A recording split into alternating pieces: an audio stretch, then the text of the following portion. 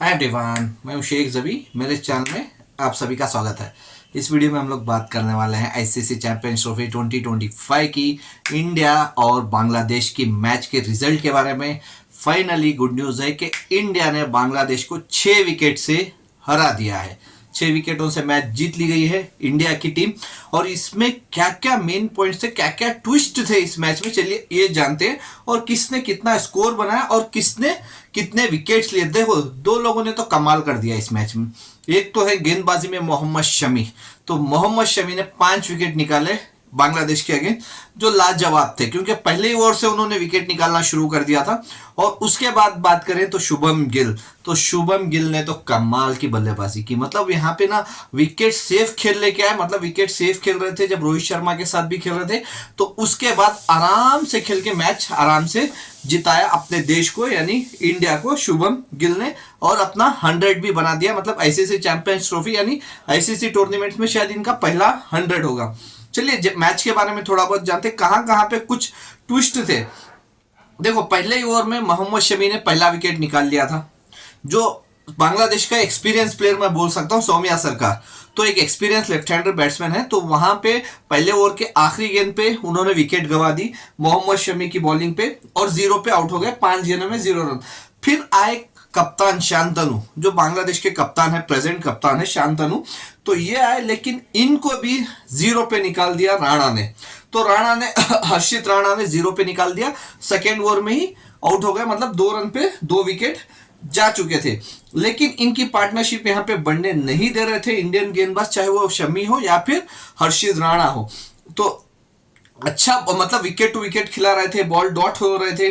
तो वहां पे मेहंदी हसैन, तो मेहंदी हसैन की भी विकेट यहाँ पे जल्दी मिल गई इंडिया को। मेहंदी हसैन ने सिर्फ बनाए 5 रन, 10 गेंदों में 5 रन बनाए।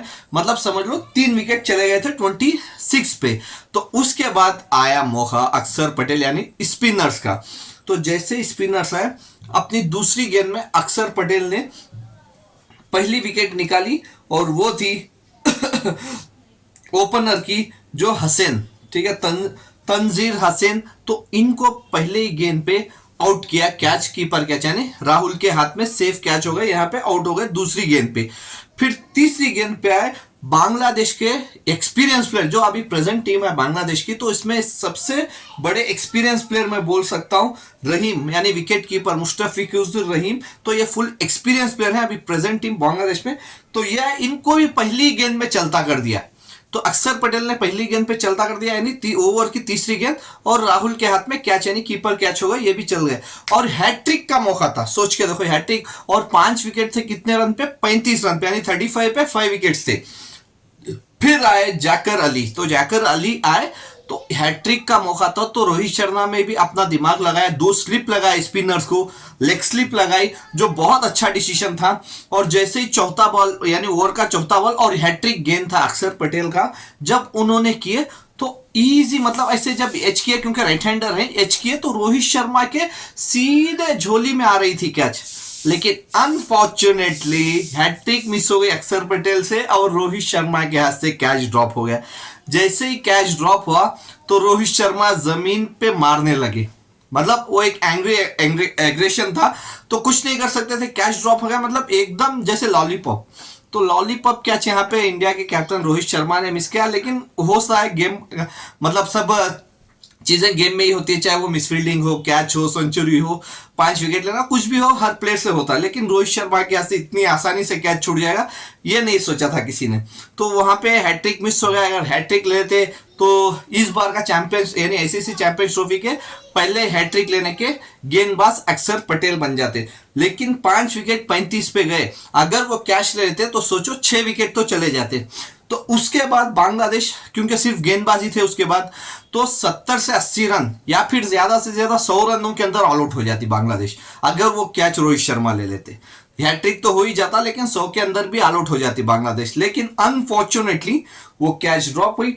तो उसकी वजह से जाकिर अली ने यहाँ पे 68 रन बना दिए। 68 रन, मतलब अच्छी खासी पार्टनरशिप की यहाँ पे तौहीद के साथ। तौहीद और जाकिर हसैन ने यहाँ पे मिलके अच्छी खासी पार्टनरशिप की, जो बहुत अच्छी थी इनके लिए। तकरीबन 154 की पार्टनरशिप की है यहाँ पे इन्होंने अपनी 6वीं विकेट के लिए, मतलब 5 विकेट जा चुके थे, 6 विकेट के लिए 154 की पार्टनरशिप की जो लाजवाब थी।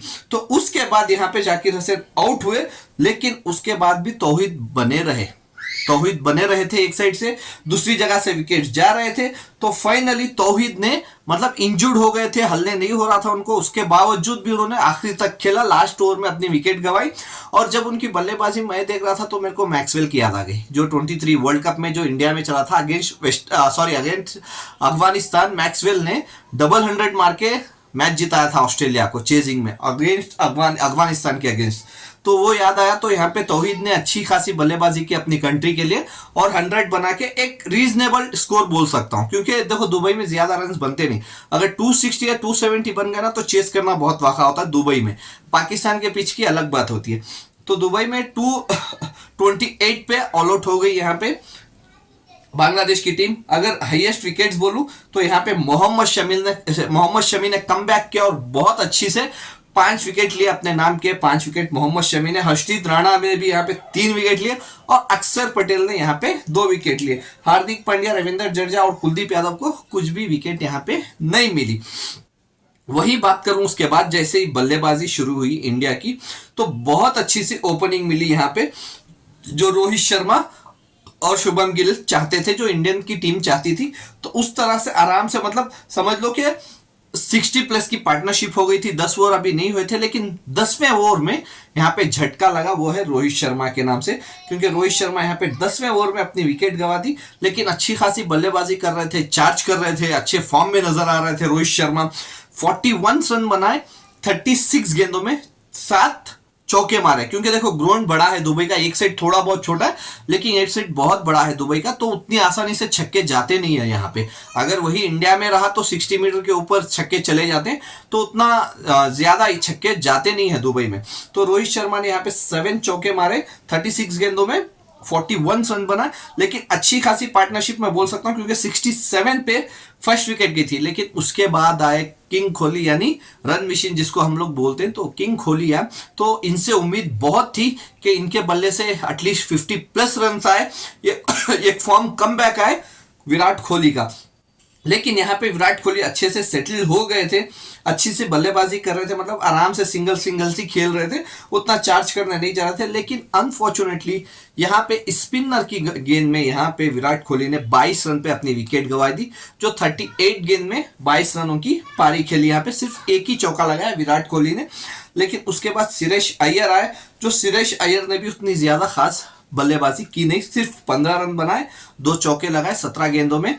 और उसके बाद आए अक्षर पटेल। जैसे मैं बोल रहा हूँ, अक्षर पटेल को मैच का पोजीशन देख के ऊपर नीचे खिला रहा है कोच और कप्तान मिलके, यानी गंभीर और रोहित शर्मा मिलके।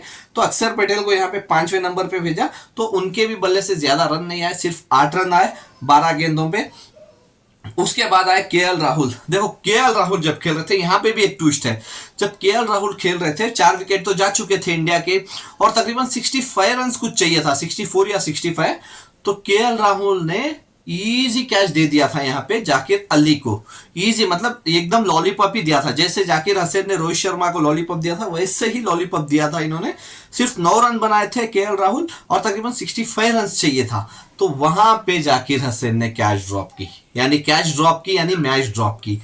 तो उसके बाद कोई मौका नहीं दिया केएल राहुल और शुभम गिल ने। और शुभम गिल ने आराम से अपनी बल्लेबाजी, मतलब एक साइड पे टिके रहे, 4 विकेट सामने जा चुके थे, केएल राहुल के साथ आराम से बल्लेबाजी करते हुए तकरीबन लास्ट विकेट के लिए, क्योंकि 144 पे 4 विकेट्स चले गए थे इंडिया के, वहां से भी अभी उसको तकरीबन 85 तक रन चाहिए था। तो वहां पे केएल राहुल की अगर बाई चांस विकेट जाती, पकड़ लेते, क्योंकि सिर्फ उसके बाद 2 ऑलराउंडर्स थे हमारे पास, एक हार्दिक पांड्या और रविंद्र जडेजा। लेकिन देखो दुबई की पिच उतनी इजी नहीं थी, अगर बाई चांस वो कैच लेते तो थोड़ा कमबैक कर सकते थे बांग्लादेश। लेकिन यहाँ पे कुछ वैसा हुआ नहीं, कैच जैसे ही ड्रॉप हुई उसके बाद केएल राहुल और शुभम गिल ने कुछ भी रिस्क नहीं लिया, आराम से सिंगल डबल्स की ही वजह से आराम से इंडिया ने यहाँ पे 6 विकेट से बांग्लादेश को अपनी पहली मैच, यानी आईसीसी टूर्नामेंट्स की दूसरी मैच थी, तो बांग्लादेश को हरा के अपनी सेमीफाइनल की जगह ऑलमोस्ट पक्की कर चुकी है। तो अभी देखते हैं, क्योंकि अगेंस्ट अब पाकिस्तान खेलना है नेक्स्ट मैच 23 को पाकिस्तान के अगेंस्ट दूसरी मैच है दुबई में ही इंडिया की, तो यहाँ पे इंडिया के पास बहुत अच्छा मौका है, क्योंकि 2017 का जो चैंपियंस ट्रॉफी में पाकिस्तान ने फाइनल में इंडिया को हराया था, तो अभी यहाँ पे इंडिया पाकिस्तान को हरा के टूर्नामेंट से बाहर कर सकता है, उतनी अच्छी चांस है, क्योंकि पाकिस्तान ऑलरेडी न्यूजीलैंड से हारा हुआ है। अगर पाकिस्तान को यहाँ पे इंडिया ने हरा दिया तो यहां से टूर्नामेंट से पाकिस्तान बाहर हो जाएगा और 2017 का बदला भी पूरा हो जाएगा।